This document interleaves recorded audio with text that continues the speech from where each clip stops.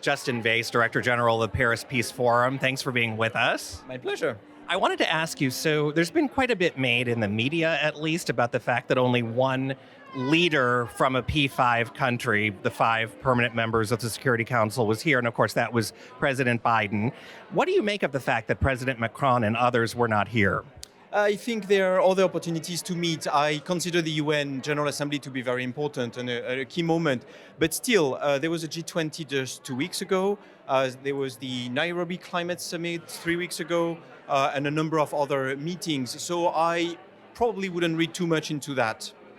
António Guterres, the Secretary General of the UN, has said recently, nothing gets solved globally until we end the war in Ukraine. It's the most important issue right now because it's touching so many other aspects of crises around the world. Do you agree with that?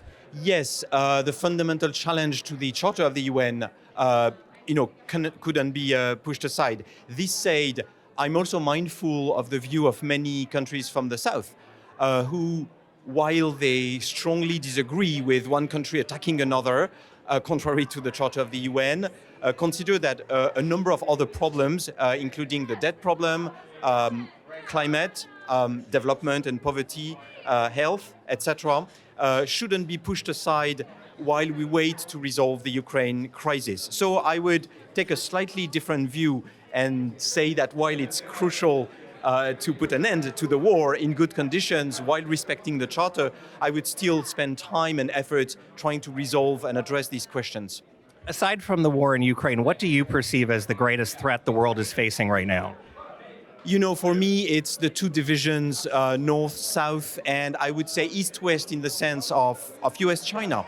So honestly, what we've seen in the recent 2 years is a number of problems being tainted or being compromised by this US-China rivalry, whether it's on climate. So remember when we had the balloon affair, John Kerry said that for 2 months he had not spoken to his counterpart in China.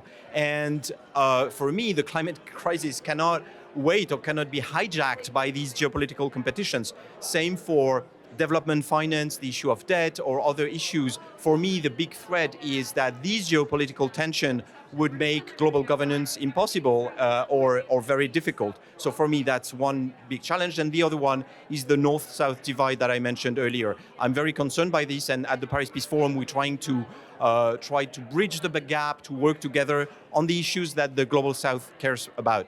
Speaking of US and China, when it comes to climate, one of their significant breakthroughs was, in fact, a joint agreement that came out of a recent COP. Do you have any optimism that, at least on climate, the US and China will cooperate? I'm the eternal optimist, so I would say yes. This said, once again, I'm worried at the extent to which the rivalry, the competition has overtaken coordination and cooperation. So I would have moderate expectations, probably. Last question. So for people who aren't familiar with the Paris Peace Forum, which is coming up in November, tell us just a little bit about its purpose and what you expect to focus on this year. So think of the Paris Peace Forum as an attempt to buttress and support the multilateral order that you see here at the UN.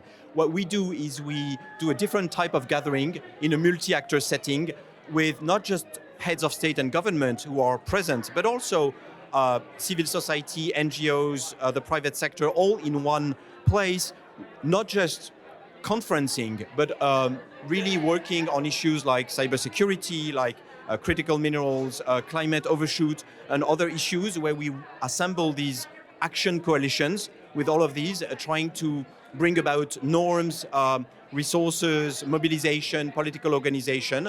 And so every November, we gather all of these actors in Paris in a north-south setting in particular and try to make progress on this.